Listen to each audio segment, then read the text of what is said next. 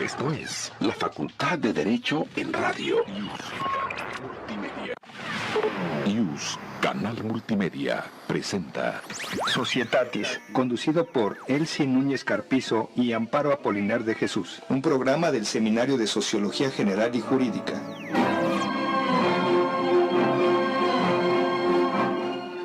Buenas tardes, nuevamente con ustedes en su programa Societatis del Seminario de Sociología General y Jurídica de la Facultad de Derecho de la Universidad Nacional Autónoma de México.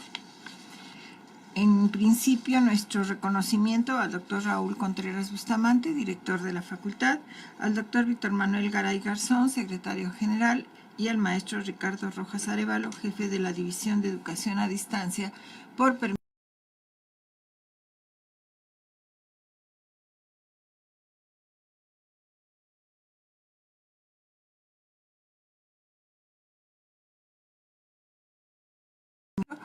o del correo semsoc@derecho.unam.mx.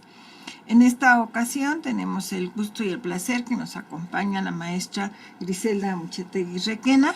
Nuestra gratitud por aceptarnos estar con nosotros. Gracias. Y el tema, como ustedes lo han visto, lo hemos intitulado Del letrado al abogado. También quiero reconocer al personal del seminario, Rosa María, Cristina, Carlos, la maestra Amparo, y a Oscar y a César del Radio IUS Multimedia. Y antes de iniciar, vamos a dar las reseñas curricular de la maestra Muchetegui. Por favor, Carlos.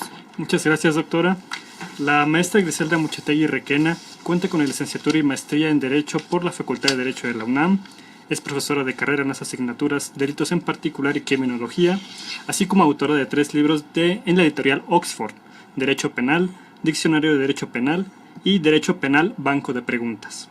Asimismo, es coautora de 10 obras colectivas, entre las que destacan Cine y Derecho, Derecho y Cultura Jurídica, 450 años de la enseñanza universitaria del Derecho en América, y ha sido ganadora de 3 premios en concursos literarios en el género de cuento, 1 nacional y 3 internacionales. Entre los internacionales destacan la edición 8ª y 11ª del concurso de cuentos infantiles Sin Fronteras en Bilbao, España, y asimismo la maestra Muchetegui ha publicado numerosos artículos en el boletín de la División de la Universidad Abierta de la Facultad de Derecho de la UNAM, materiales didácticos de las asignaturas Criminología y Derecho Penal para la misma división, manuales de Criminología y Derecho Penal para la Procuraduría General de Justicia del Distrito Federal y la Procuraduría General de la República, así como la obra Antología sobre Legítima Defensa, publicada por el Sistema de Universidad Abierta de la UNAM, además de las múltiples participaciones en congresos y seminarios como ponente. Un gusto, maestra. Muchísimas gracias, encantada de estar aquí nuevamente. Muy bien. Vamos a dar una breve reseña para ya abocarnos finalmente a la Facultad de Derecho, donde se van a formar los abogados o los letrados. La Universidad Real y Pontificia de México inicia labores con el segundo virrey de la Nueva España, don Luis de Velasco, el 25 de enero de 1553, con las facultades de Leyes y Cánones. Estas 7 cátedras eran Teología, Escritura, Leyes, Cánones, Artes, Retórica y Gramática. La organización era de acuerdo a la Universidad de Salamanca, por eso se habla que son universidades hermanas. Los estudios de cánones y leyes no tuvieron un edificio propio, sin embargo, las enseñanzas se daban en la casa de Juan Guerrero. Los grados que se otorgaban eran bachiller, licenciado, doctor, maestro en artes y santa teología. La Facultad de Artes, que podríamos considerar como la preparatoria en nuestros días, se dividía en 2, el trivium, que incluía gramática, retórica y dialéctica, y el quadrivium, aritmética, geometría, astronomía y música. Esto, posteriormente, los alumnos ingresaban a las facultades mayores. Y le cedo el uso de la palabra a la maestra para que nos diga cuáles eran estas facultades mayores. Correcto. Bueno, pues en primer lugar, el tema creo que es muy interesante, a pesar de que nosotros generalmente recurrimos a la historia de la universidad y nos gusta mucho recrear todo lo que sucedió en esta época del siglo XVI. Siempre es bueno volver a ello. Hay que decir lo siguiente. Primero que nada, el tema a mí me pareció muy interesante porque vamos a hacer una especie de introspección a lo que es la figura del abogado, porque la imagen que se ha tenido del abogado como tal ha variado en el tiempo, y yo creo que quizá el propósito fundamental de este programa sea el saber qué fue el abogado, cómo fue visto por la sociedad, cómo se ha ido transformando y qué es lo que ha pasado en la época actual. En la época actual, el abogado ya no es visto como esa figura culta y preparada de hace muchos años. Y entonces todo esto nos remonta precisamente a la universidad, que aquí hay datos muy curiosos porque precisamente dentro de toda la información que hemos buscado, hay algunos datos que chocan, que no coinciden, pero lo que sí tenemos claro es que la universidad, el 21 de septiembre de 1551 fue expedida la cédula por la cual se funda la Universidad de la Nueva España, con un presupuesto anual, curiosamente, de 1,000 pesos oro. Este dato es interesantísimo porque no aparece en todos los lugares y nos vamos dando una idea de cómo pudo haber sido la universidad de esa época del 1551, que tenía un presupuesto anual de 1,000 pesos oro. Luego, en 1553, inician las funciones, sus actividades, y finalmente el 12 de julio, que es una fecha muy, muy interesante, es cuando se considera el Día del Abogado, porque fue el día en que se impartió la primera cátedra de Derecho. Después viene una bula del Papa Clemente VIII, que es por la que la Real Universidad de México se convierte en además real y pontificia. Y vienen las 4 facultades principales, que son las que ya la doctora Elsie Núñez ha mencionado, y aquí es donde comienza toda esta historia interesantísima de la universidad.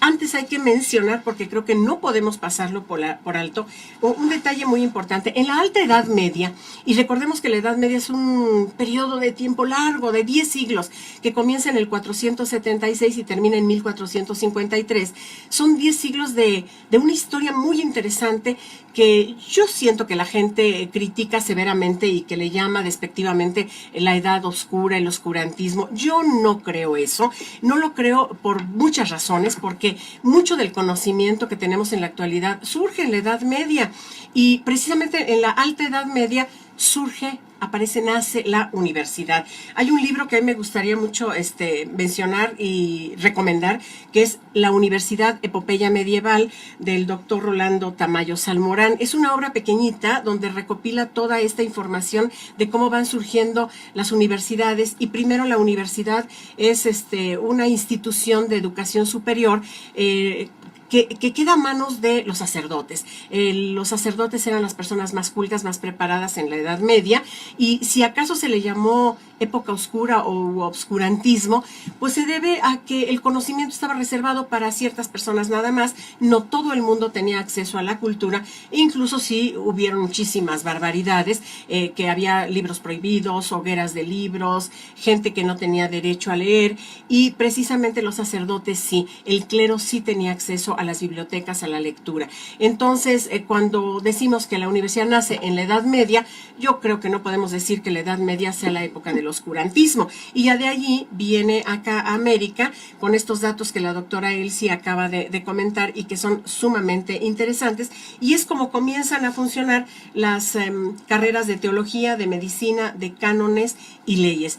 Y esto resalta que la figura del abogado es una de las figuras más antiguas, de más prestigio, de más tradición y hasta de más solemnidad, hasta en el atuendo, que es el de la toga, que también viene del derecho romano, y que bueno, tiene esto una cantidad enorme de historia, como es hasta lo de los colores, que algunos alumnos, por ejemplo, no saben por qué dentro de la toga universitaria, para lo cual hay un reglamento de la toga en nuestra legislación universitaria, el filito de la museta, que es una especie de capita que recubre al manto principal, que es el hábito, o vamos a llamarle propiamente toga, dicho, tiene un filito de color rojo, y en la parte que llevamos en la cabeza, que es el birrete, hay un botón también de color rojo. Esto de los colores tiene mucho que ver, y los que tienen doctorado pueden usar las ínfulas, que son esos que yo llamaba antes hilachitos, que son unos cordoncitos de color rojo que cuelgan y que son las famosas ínfulas. De ahí que la gente diga, fulano de tal tiene muchas ínfulas, es que tenía muchos estudios. Y el color rojo, dentro de la historia de los colores, significa poder, significa conocimiento, significa justicia. Y entonces por eso en los abogados estos colores del rojo se retoman en la toga universitaria, el médico el amarillo y el verde en los economistas, y bueno, todo esto lo recoge el reglamento de la toga, que es una parte de la legislación universitaria muy interesante. Así que, como vemos, la historia de nuestra facultad, de nuestra universidad, es de abolengo, es de hace muchísimos años, y ahora afortunadamente es una universidad pública con acceso dentro de lo posible para quien pueda y quiera acceder a ella. Pero esos serían básicamente los inicios. Muy bien. Bueno, ya nos ha dicho la maestra Griselda el inicio, que fue el 12 de julio, y como seguramente algunos de nuestros alumnos saben, la prima de leyes instituta, que es otra cátedra, se establece el 16 de diciembre de 1554. El 13 de octubre de 1823, el Congreso Constituyente dicta la primera disposición legal que se relaciona con la carrera jurídica, y se establecen las cátedras de Derecho Natural, Civil y Canónico. Posteriormente, en el 23 de octubre de 1833, las asignaturas para las ciencias jurídicas era primera y segunda de latinidad, ética, derecho natural de gentes y marítimo, derecho político constitucional, derecho canónico, derecho romano, derecho patrio y retórico.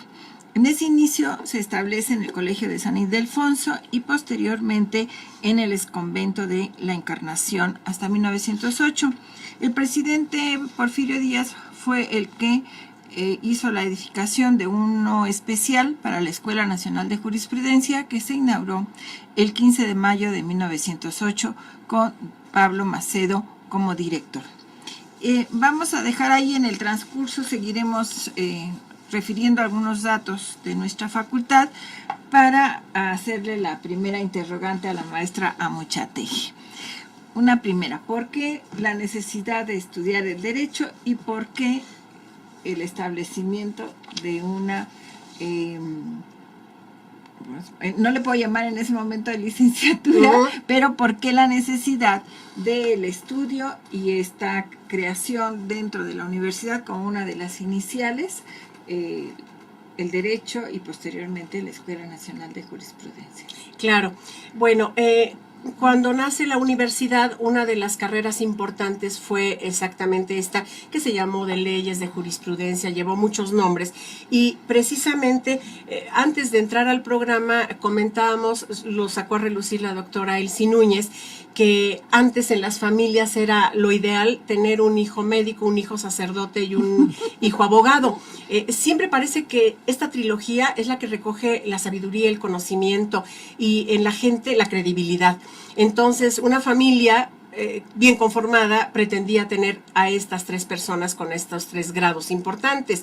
Y es que el derecho, dentro de toda la gama de conocimiento científico, pues es una de las carreras más completas. Lo ha sido siempre, planes de estudio que abarcan muchas áreas del conocimiento. De allí que la importancia de este tema sea destacar que el abogado siempre fue considerado como uno de los profesionistas con mayores conocimientos, era un hombre sabio. Decíamos incluso que abogado era sinónimo de letrado. Letrado es el hombre de letras, la persona que tiene acceso al conocimiento. No todos.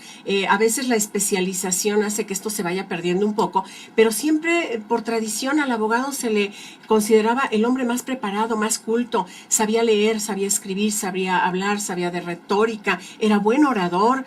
Todavía hasta hace algunos años tuvimos grandes ejemplos en nuestra facultad de esos grandes abogados que abarcaban casi todo el conocimiento que se tenía en el mundo contemporáneo. Y que si bien es cierto, fue una maravilla saber que los griegos aportaron tanto, pues ahora los abogados contemporáneos deberíamos de estar preparados en filosofía, en letras, en literatura, en todo esto, y se ha ido perdiendo. Pero en aquellas épocas el abogado era la persona que tenía conocimientos de todo, era la persona en quien se podía confiar, que este es un detalle muy interesante. Ahorita la imagen del abogado ya no es la misma que se tuvo antes, ahora se ha desvirtuado debido probablemente a que pues hay personas que no tienen título pero se hacen pasar por abogados, otros porque han sido personas que se dedican a llevar asuntos pero con malas mañas, con tranzas, con trampas, con corrupción, y debido a eso la fama del abogado ha tenido ahora una muy mala imagen, y creo que nosotros los que venimos de la Facultad de Derecho de la UNAM lo que pretendemos es que la figura del abogado vuelva a tener esa imagen de persona culta, preparada, una persona en la que se puede confiar, porque además se debe confiar. Hace un momento, platicando con un pequeño grupo de alumnos, estábamos viendo que precisamente la palabra abogado implica la necesidad de abogar por otros, es la persona en quien se debe tener confianza. Si no se tiene confianza en el abogado, que es el que aboga por las causas de la gente, del pueblo, pues entonces ¿en quién? Y claro, el médico pues tiene una preparación amplia, pero generalmente especializada en el área de la salud, de la prevención de las enfermedades, el sacerdote en las cuestiones eclesiásticas, que el sacerdote también ha sido una persona muy preparada, y tanto sabe de teología y de todo lo que son los cánones como de griego, de latín, y también es una persona muy preparada y muy culta. Pero de entre todos, el abogado en alguna época fue considerada la persona más preparada, tanto que se le llamaba letrado. Y todavía esto en algunos países como España y Argentina sigue la costumbre de decir el letrado para referirse al abogado.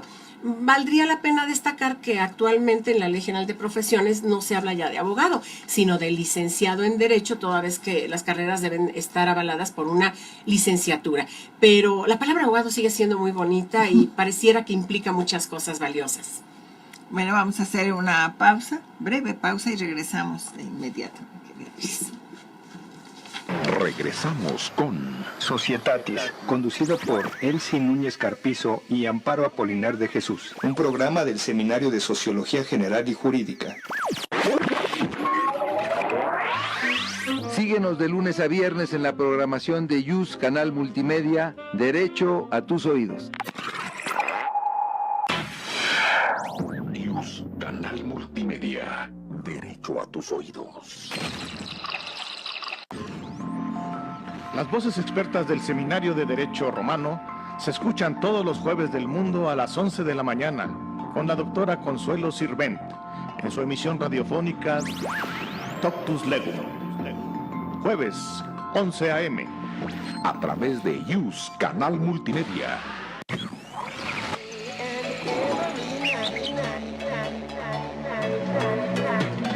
Todos estamos obligados a preservar nuestro entorno. Por supuesto que tú también. No te hagas.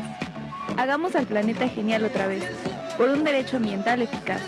Con Aquilino Vázquez García, como cada jueves a las 12 horas. En YUS Canal Multimedia. El Seminario de Derecho Civil de la Facultad de Derecho de la Universidad Nacional Autónoma de México los invitan a escuchar Tópicos de Derecho Civil. Un programa de fondo con temas de derecho civil y derecho familiar. Todos los jueves de 13 a 14 horas a través de YUS Canal Multimedia. Conozca todos los programas en la plataforma de educación a distancia. Visita nuestra página de internet y sigue la transmisión de todos nuestros programas en www.derecho.unam.mx. Esto es la Facultad de Derecho en Radio. Multimedia. Continuamos con Societatis, conducido por Elsie Núñez Carpizo y Amparo Apolinar de Jesús, un programa del Seminario de Sociología General y Jurídica. Regresamos con ustedes y como es habitual en nuestro programa, Carlos ahora tiene doble función. Nos va a dar los saludos y las películas que recomendamos para esta semana. Gracias, doctora. Primeramente mandamos saludos a Alfredo Bonilla, la maestra Pilar Ortuño Burgoa, quien menciona: mis adoradas maestras, qué gusto verlas juntas, mi admiración y cariño para ambas. Un beso. Saludos, Pilar. gracias. Jimena Palma, Fernando Nieva y Diana Iniestra. Asimismo, les recomendamos que sigan adelante en nuestro programa, que inicien su segundo bloque. Y justamente para iniciar tenemos 3 películas. 2 de ellas son del escritor John Grisham y una de ellas también es estadounidense, pero bueno, vamos primero con las de John Grisham. La primera es Tiempo de Matar, A Time to Kill, de Estados Unidos, de 1996, dirigida por Joel Schumacher. Está basada justamente en la novela de título homónimo de John Grisham, y esta historia se desenvuelve en una tranquila localidad de Mississippi, donde 2 jóvenes blancos violan a una niña, Tonya, negra de 10 años. Entonces, bueno, a partir de la horrorización de la gente de la localidad sobre este crimen, el padre de Tonya, armado con un rifle, mata a los violadores de su hija ante la mirada de muchas personas en el juicio de estos 2 jóvenes que estaban siendo procesados. Después de esto, van creciendo las diferencias raciales y la lucha de opiniones se hace evidente justamente a partir de los hechos que mencionamos, la violación de Tonya y el asesinato que hizo el padre de Tonya. La defensa del padre de Tonya va a quedar a manos de James Brigance, un abogado que piensa que las leyes no deben distinguir sobre el color de piel y asimismo está en contra del racismo y toda esta controversia que la gente en la localidad de Mississippi ha hecho. El fiscal estaba por postularse para alcalde, por lo cual él ve como este juicio una herramienta muy grande para hacer publicidad y hacer adeptos para su campaña. La justicia entonces se nota como una especie de arma o una especie de realce para este personaje que es el fiscal.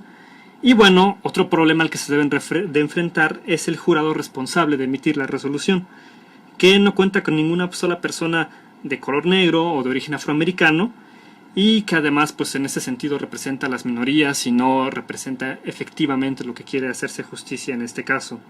Asimismo, la película pues nos proporciona reflexiones éticas y morales, donde la comunidad y el sistema de cierta manera tienen errores, fallan, y asimismo pues no se puede proveer de la justicia como se quisiera, ¿no?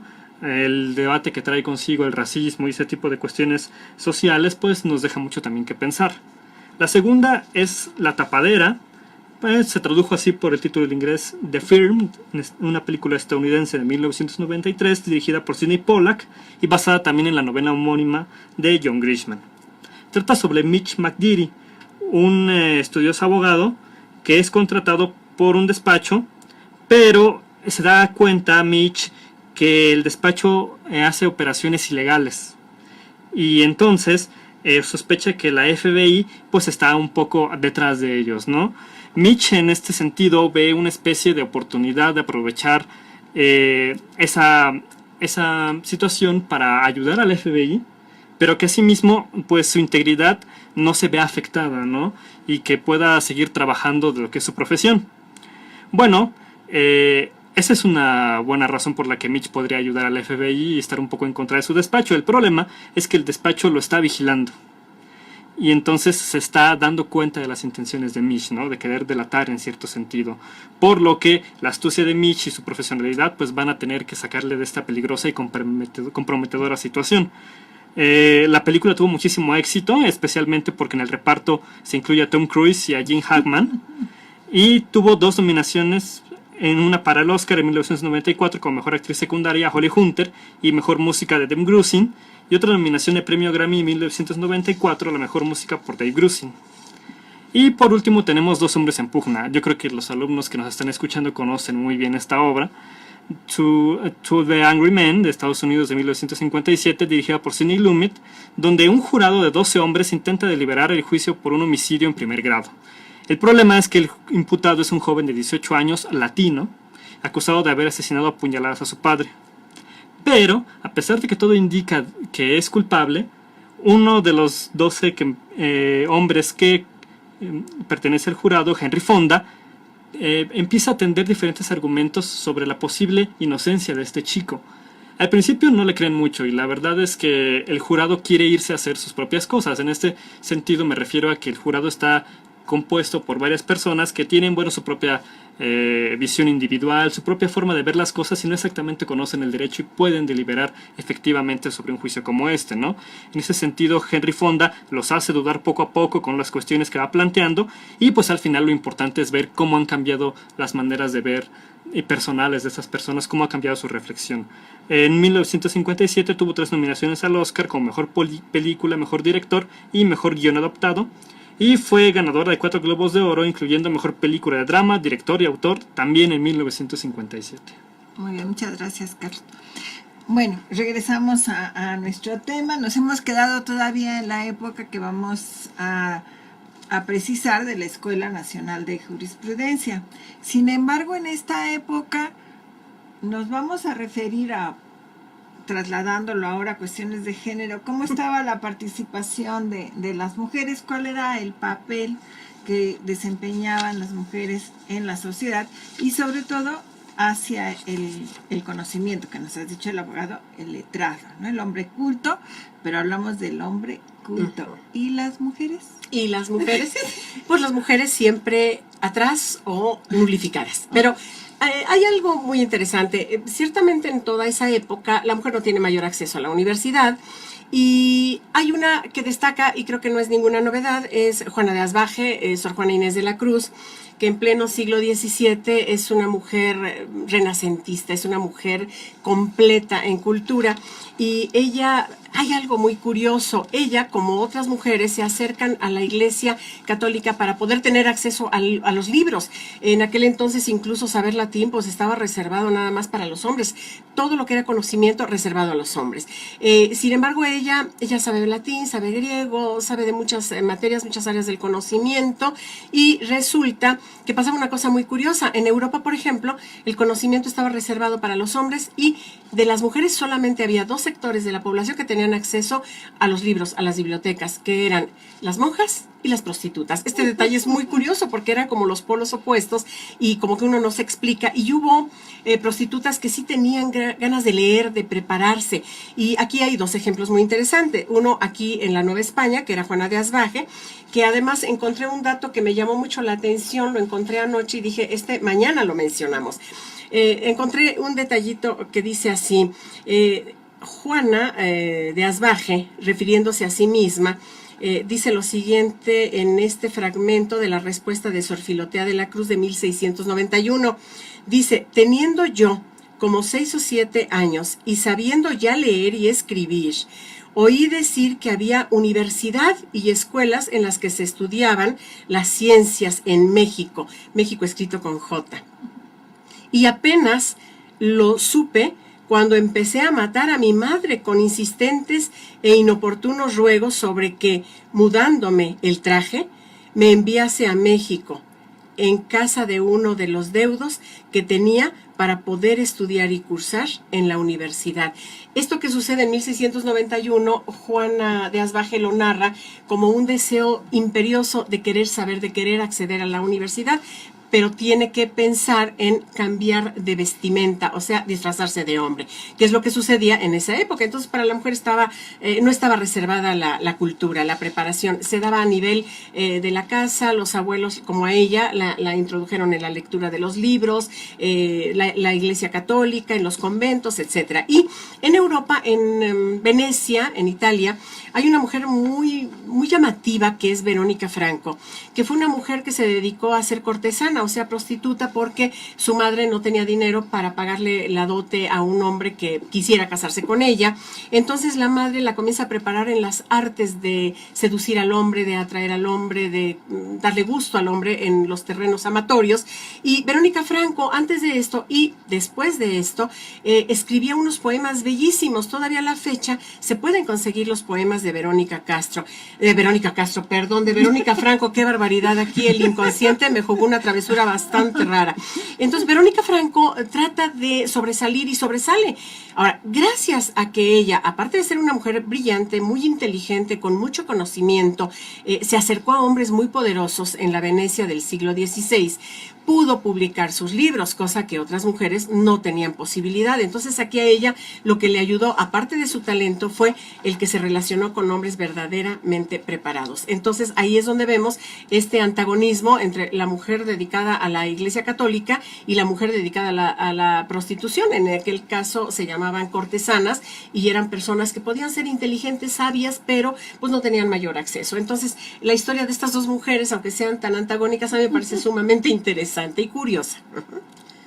De hecho, ahorita que estabas con estos comentarios, me vino a la mente así como un flechazo a Aspasia. Otra. Que me encanta, ¿no? Personajes exactamente. Sí, vinculada a Cicerón, entonces es encantadora, o sea, te enamoras de ella al leer cosas, porque también fue una mujer avanzada para su época, diríamos actualmente, ¿no? Exactamente. Y que era la opción para poder obtener conocimiento, ¿no? Exacto, de hecho era una hetaira, que eran mujeres preparadas para satisfacer a los hombres, y la historia de ella es maravillosa, efectivamente. Aspasia también, creo que de Mileto, si no me equivoco.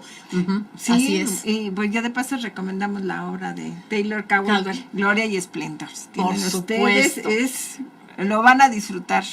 Un gran libro, es verdad. Bien, salimos un poco del tema, ¿no? Sí, pero bueno, tiene relación, tiene mucho que ver. El papel de la mujer es muy importante. Así es. Ahora, cuando hablamos de letrado, que ya nos has dicho, es el hombre con cultura, que está preparado, que va a realizar una determinada función en la sociedad. Pero ¿cuál va a ser el rol? ¿Cuál va a ser el papel que va a desempeñar dentro de la sociedad?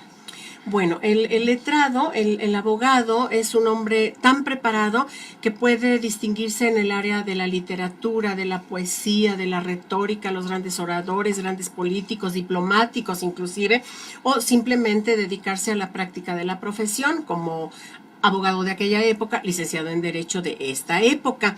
Y aquí habría que resaltar que la cultura y la educación van juntas con la imagen del abogado, porque un abogado que no lee, un abogado que no se sabe expresar, que no sabe escribir, pues no es un abogado. Por eso yo creo que muchos de nosotros insistimos mucho con nuestros alumnos en que tienen que leer en voz alta, que tienen que pronunciar bien las palabras, tienen que acercarse a los diccionarios, al de la Real Academia de la Lengua Española, el de María Moliner, que según algunos escritores incluso es mejor que el de la Real Academia, el de María Moliner, donde vemos el significado de las palabras, la semántica, cómo han cambiado, lo que significan, porque si alguien tiene que saberse expresar por escrito y oralmente, es el licenciado en Derecho, es el abogado. Entonces, el abogado no puede estar alejado de la cultura, tiene que estar al día, tiene que estar preparado, tiene que saberse expresar.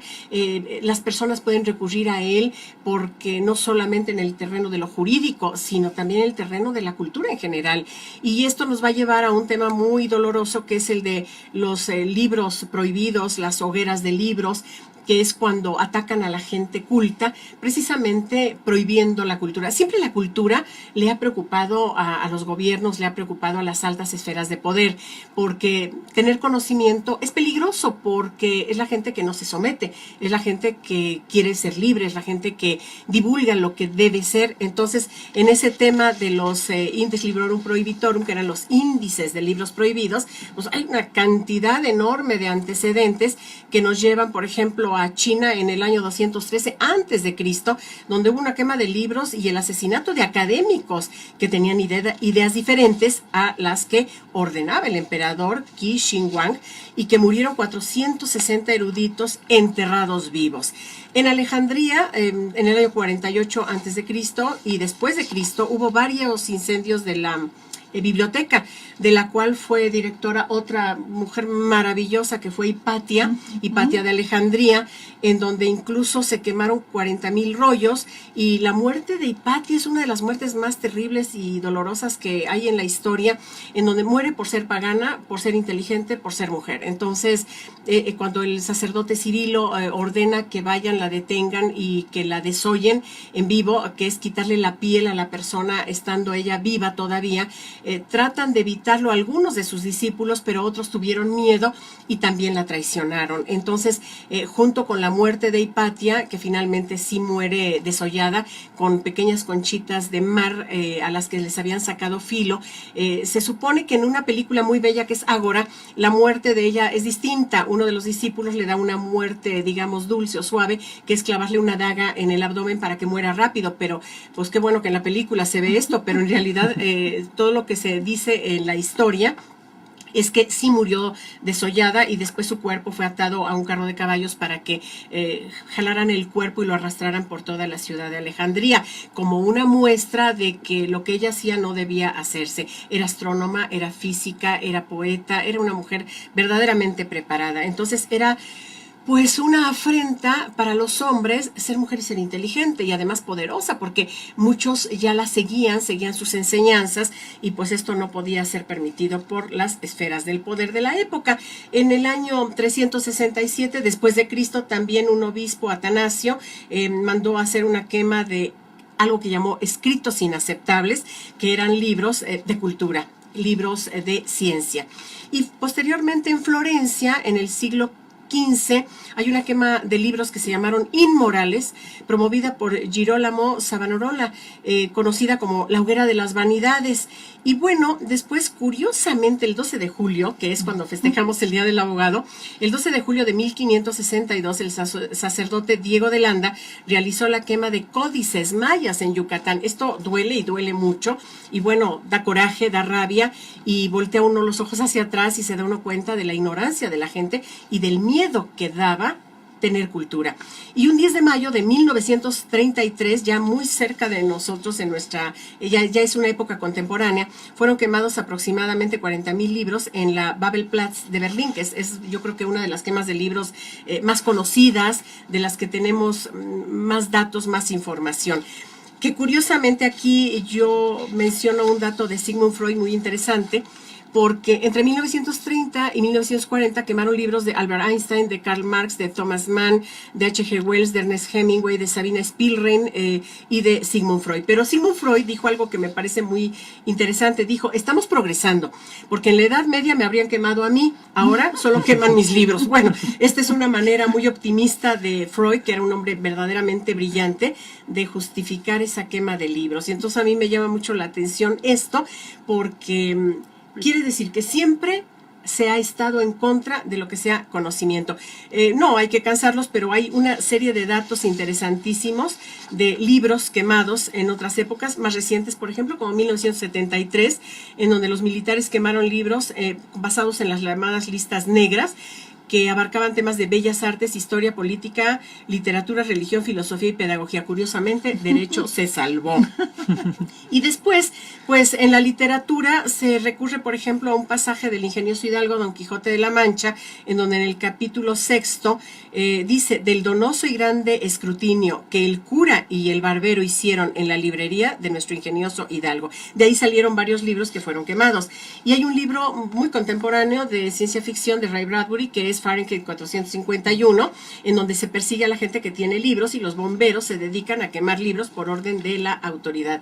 Estos son datos que a mí me parecen muy interesantes y que deberían de estar en la mente de todos nosotros, de nuestro pueblo, para evitar que algún día pueda volver a suceder algo tan terrible como esto.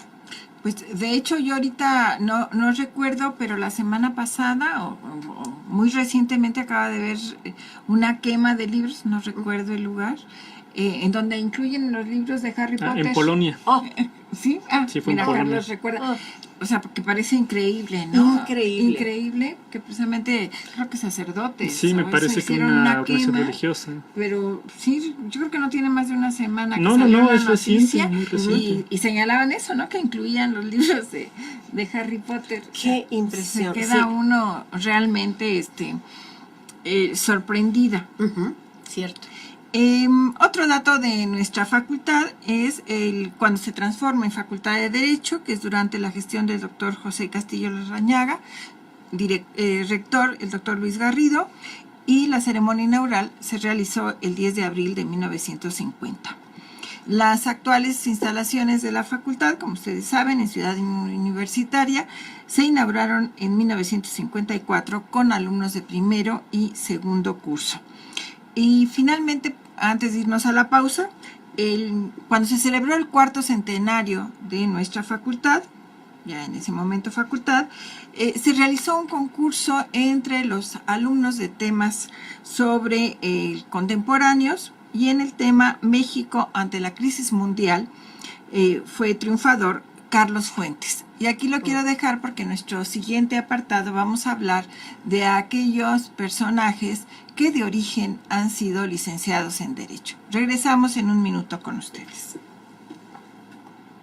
Regresamos con Societatis, conducido por Elsie Núñez Carpizo y Amparo Apolinar de Jesús, un programa del Seminario de Sociología General y Jurídica. Esto es la Facultad de Derecho en Radio. Visita nuestra página de internet y sigue la transmisión de todos nuestros programas en www.derecho.unam.mx. El Seminario de Derecho Civil de la Facultad de Derecho de la Universidad Nacional Autónoma de México los invitan a escuchar Tópicos de Derecho Civil. Un programa de fondo con temas de derecho civil y derecho familiar. Todos los jueves de 13 a 14 horas a través de YUS Canal Multimedia. Conozca todos los programas en la plataforma de educación a distancia.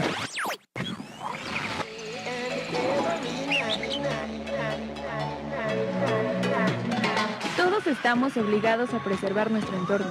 Por supuesto que tú también. No te hagas. Hagamos al planeta genial otra vez, por un derecho ambiental eficaz. Con Aquilino Vázquez García, como cada jueves a las 12 horas. En YUS Canal Multimedia. Las voces expertas del Seminario de Derecho Romano se escuchan todos los jueves del mundo a las 11 de la mañana con la doctora Consuelo Sirvent en su emisión radiofónica Toctus Legum. Jueves, 11 a.m. A través de YUS Canal Multimedia. YUS Canal Multimedia. Derecho a tus oídos.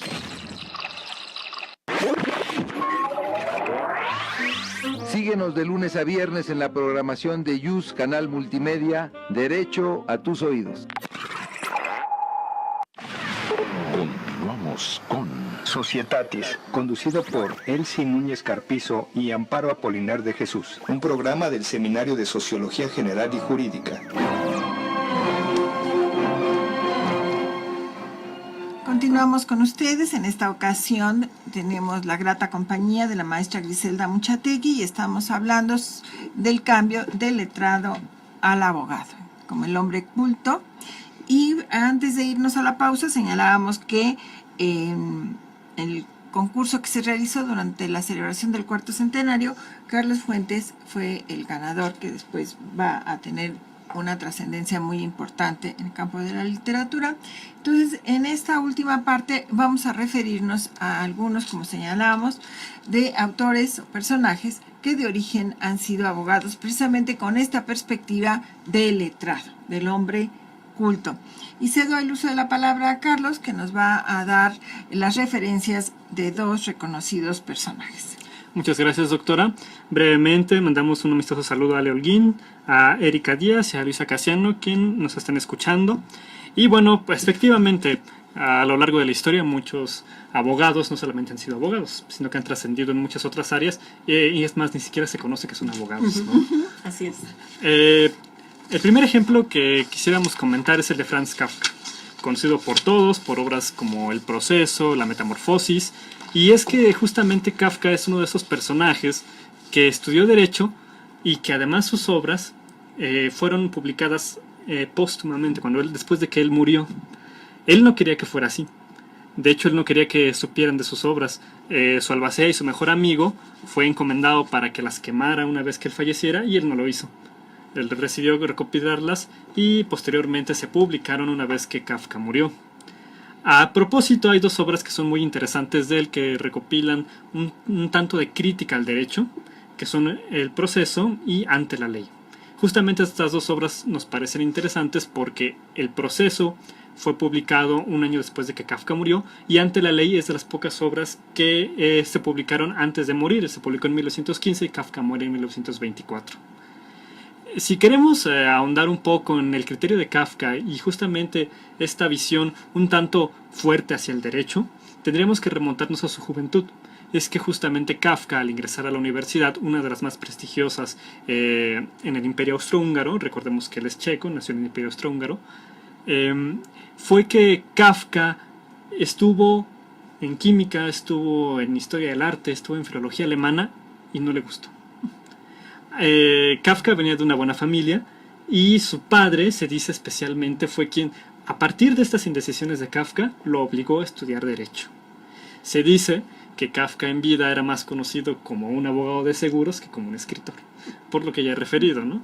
Y es que además Kafka tuvo cargos importantes como justamente persona especializada en las aseguradoras, en este campo de los seguros, y estuvo trabajando con el gobierno del Reino de Bohemia.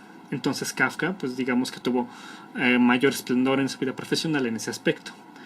Y como Kafka también tuvo un contacto directo con esto de las estructuras gubernamentales, él pudo hacer una crítica bastante interesante. Y ahora sí ahondamos primeramente en Ante la Ley. Ante la Ley, que bueno, así como las películas no contamos el final, tampoco voy a contar el final. Así es.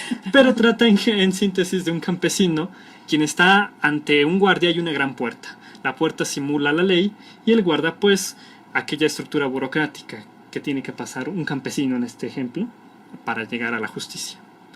El guardia le hace saber que no lo puede dejar pasar y que además detrás de él hay otro guardia y otro guardia y otro guardia con puertas y cada vez son más poderosos. En este ejemplo Kafka quería representar justamente esa estructura burocrática que no dejaba que personas, digamos, del populus pudieran ingresar tan fácil a la legalidad, a la justicia. El campesino pasa años, incluso llega a estar moribundo y no puede acceder a la justicia, ¿no? Dejaré que los escuchas se acerquen a la obra por ellos mismos y descubran qué es lo que ocurre y cómo se desenvuelve esta película, pero es importante señalar esa metáfora que Kafka hace, ¿no? Como grandes puertas que son la ley y que no cualquiera puede entrar, lamentablemente. En esa, digamos, dicotomía de que a la vez la ley nos incluye pero nos excluye. Nos incluye en tanto que se supone que es para todos y es igualitaria para todos, y nos excluye en ese sentido de que tantas estructuras, tanto formalismo en ese sentido también, por ejemplo, pues nos hace que sea imposible llegar a ella. Y un segundo ejemplo pues es Octavio Paz. Octavio Paz, que es el ejemplo mexicano, y Kafka, que fue el ejemplo, digamos, extranjero, ¿no? Octavio Paz, como bien sabemos, pues fue premio Nobel en 1990, fue premio Cervantes en 1981, y algo muy curioso que yo podría decir es que Octavio Paz llevaba la protesta social y la abogacía en las venas. ¿Por qué? Porque su abuelo fue abogado en tiempos de Porfirio Díaz y de hecho ayudó políticamente a Porfirio Díaz contra el golpe que hizo a Lerdo de Tejada, y su papá también fue abogado. Su padre especialmente fue abogado de Emiliano Zapata, lo apoyó en mucha de su travesía. Entonces él también estudió abogacía. Recordemos que él viene de la Escuela Nacional Preparatoria en San Ildefonso y ya desde esos momentos empezaba a acercar a la poesía, fundando entre otras cosas la revista El Barandal a la corta edad de 17 años, donde él publicaba su poesía. La Escuela Nacional Preparatoria tenía maestros como Carlos Pellicer, como Samuel Ramos, de quien también nos hace conocer Octavio Paz, una gran influencia. Y bueno, especialmente después de este tramo en la preparatoria, ingresa a estudiar Derecho. Y bueno, un año después de que acaba, casi aproximadamente en 1936, se va a Mérida, porque empieza a apoyar la idea de Lázaro Cárdenas de incluir escuelas de educación básica para aquellas personas que lamentablemente en comunidades muy alejadas no podrían tener acceso. Recordemos que Octavio Paz, a partir de ejemplos como este, de sus estudios que hace en Derecho y después en la Facultad de Filosofía y Letras, obtiene cargos políticos como embajador de la India y demás. Y bueno, si queremos ahondarnos un poco al modo de pensar de Octavio Paz, tendríamos que checar de una manera muy específica cuándo se refiere al derecho o cuándo da una invocación del derecho como tal o una crítica. Sí, yo creo que el ejemplo más notorio es en la biografía que hace de Sor Juana Inés de la Cruz, o también llamada Las trampas de la fe, donde de cierta manera una de las conclusiones más importantes es que justamente esa estructura burocrática que también veíamos en Kafka se ve como a la par, se ve una símil muy interesante, se ve muy similar a la estructura de la iglesia, que impedía en ese sentido, como bien mencionaba la maestra Muchategui, a las mujeres estudiar, y que Sor Juana pues es un ejemplo muy relevante a ese conocimiento que obtuvo gracias incluso a someterse a la iglesia, ¿no? Octavio Paz diría, las estructuras burocráticas que impiden el derecho a la justicia son una símil de las estructuras religiosas que impiden el acceso al conocimiento en tiempos de Sor Juana, porque en ambas someten a la persona y hacen que se repliegue, hacen que diga que ella estuvo mal y que no tenía derecho a lo que hizo, ¿no? Y bueno, como conclusión quisiera dejar que Kafka y Octavio Paz, a pesar de que no son autores muy similares en obras y que sus disciplinas son un tanto distintas, aunque ambos son literatos, pues sí podemos encontrar una relación muy interesante de que Kafka en tiempos diferentes, como bien mencioné, en el extranjero, y Octavio Paz, nacional, y también en una temporalidad que no vivió Kafka, pues cómo ambos ven esa noción del derecho, ¿no? Cómo ambos pueden hacer una visión crítica del derecho, ambos conocieron del derecho porque lo estudiaron y ambos pues de cierta manera protestan, ¿no? De cierta manera dan su punto de vista y refieren a que el derecho debe ser de una manera más agradable o más amigable, mejor dicho, de acceso a la justicia para la gente. Muy bien, Qué bien. muchas gracias, Carla. Pues cedo el uso de la palabra a la maestra Griselda, Gracias. que también nos va a dar aquí unos escritores maravillosos. Maravilloso. Que este resumen que ha hecho Carlos, estupendo, de verdad, resaltó lo más importante de cada uno de ellos, que son dos figuras sobresalientes que, claro, están dentro de la gran lista de los escritores y hombres cultos que antes de ello estudiaron Derecho. Estoy apenas procesando lo de J.K. Rowling, de sus libros de Harry Potter, es que todavía no lo puedo creer. Sí, me acabo de enterar por ustedes y de repente pienso... Me llevó a pensar esto. Yo siempre he pensado que la religión surge por la ignorancia y por el miedo, y el ser humano tiene necesidad de crear algo que sea más poderoso que él. Pero cuando ya la iglesia llega a extremos también de ignorancia y de fanatismo, pues recurre otra vez al miedo y entonces a tratar de eliminar todo lo que sea lectura, libros, cultura, conocimiento. Qué triste, de verdad, porque además J.K. Rowling es una mujer súper preparada, con una preparación maravillosa en letras, y lo que escribe en Harry Potter es maravilloso porque nos remonta a historia, a todo lo que tiene que ver con magia, hechizos, el colegio de Hogwarts, todo eso. Cuando uno lo estudia es una maravilla. Yo le pregunté a una maestra con quien tomé latín y no terminé de estudiar latín, pero le decía que si los hechizos de J.K. Rowling estaban bien armados en cuanto a la cuestión gramatical, y me dijo están perfectos, y ella me comentó que alguna vez había analizado todos los hechizos para ver si estaba el singular, el plural, las declinaciones, y que estaban perfectamente bien hechos. O sea que la obra tiene mucho de historia, tiene mucho de literatura, de cosas maravillosas. Pero bueno, voy a hacer un paréntesis rápido, claro. te dejo esta bruta. Sí. No, perfecta. Precisamente, bueno, aparte de la vida de ella, que es muy interesante, hay que señalar que es otro caso donde se publica para que no supieran que era mujer, por eso las iniciales, y exacto, solo el apellido, sí, precisamente porque muchas editoriales le rechazaron su obra, y la que acepta es con la condición de que no aparezca su nombre, sino sus iniciales y el apellido. Exactamente, por ser mujer, como les ha pasado a tantas otras, ¿verdad? Pero bueno, qué bueno que estamos ya superando eso, y mira, Rowling, que es de esta época, pero bueno, ahorita para referirnos a esto del abogado como hombre culto, hombre de letras, el letrado, el hombre preparado, yo creo que la mayor manifestación de un hombre preparado es el que se dedica a las letras, el que sabe escribir, el que sabe trascender a través de sus libros. Y bueno, aquí tenemos una lista larga, y todavía nos faltan algunos, de escritores, poetas, prosistas, que primero estudiaron Derecho, y dentro de esta lista los hay que terminaron la carrera, los hay que no terminaron la carrera, y otros hasta ejercieron. Entonces tenemos, por ejemplo, a Tomás Moro, a León Trotsky, Manuel Azaña, del Valle Inclán, Azorín, Vasconcelos, Honorato de Balzac, Baudelaire, Blasco Ibáñez, Cicerón, muchísimo antes, por supuesto, Gustave Flaubert, García Goyena, Julio Verne, García Lorca, Giner de los Ríos, Ramón de la Serna, Góngora y Argote, Franz Kafka, que ya mencionó Carlos maravillosamente bien, López Velarde, Llorente, Mommsen, etcétera. Y llegamos a una época más cercana en donde tenemos, por ejemplo, a Luis Cernuda, a poetas maravillosos, a Luis G. Basurto, Francisco Liguori, Carlos Fuentes, por supuesto, Gabriel García Maínez, Goy Tortúa, Santos Jesús, y bueno, ya muy contemporáneos y gente muy cercana a la universidad, Raúl Cervantes Ahumada, que tiene unos poemas maravillosos. Yo también tengo el placer de conocerlos, y son sensacionales. Bellísimos, ¿sí? César Garizurieta, padre e hijo, Salvador Novo, Octavio Paz, Sergio Pitol, Garibay, Ricardo Garibay, Alfonso Reyes, Jaime Torres Torres Bodet, Jorge Volpi, Víctor Hugo Rascón Banda, además hombre de teatro, cosas maravillosas. Y tengo también aquí a Eduardo Luis Fejer e Ignacio Otero Muñoz, que han escrito mucho y que son hombres muy preparados. Y sí quisiera hacer una breve mención muy especial, porque en mayo se cumplen 100 años de su muerte, a Amado Nervo. Esto me lo pidió de una manera muy especial un alumno mío y me dijo, mencione por favor a Amado Nervo. Bueno, Amado Nervo se llamaba Juan Crisóstomo Ruiz de Nervo Ordaz, qué bueno que nada más el seudónimo es Amado Nervo.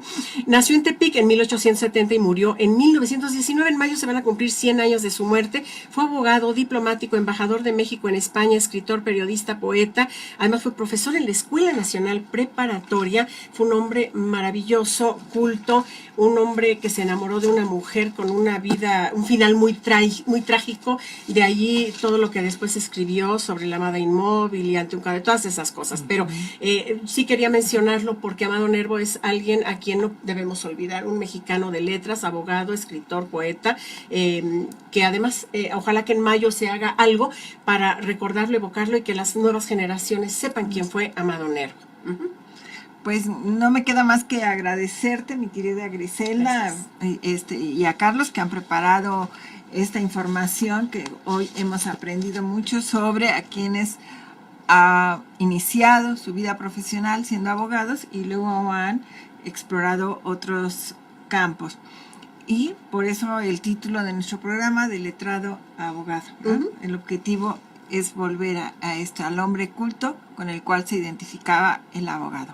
Quedamos en concurrencia con ustedes para la próxima semana, donde tendremos un nuevo programa de Societatis, y pueden estar en contacto con nosotros a través del Facebook, del Twitter o de nuestro correo semsoc@derecho.unam.mx.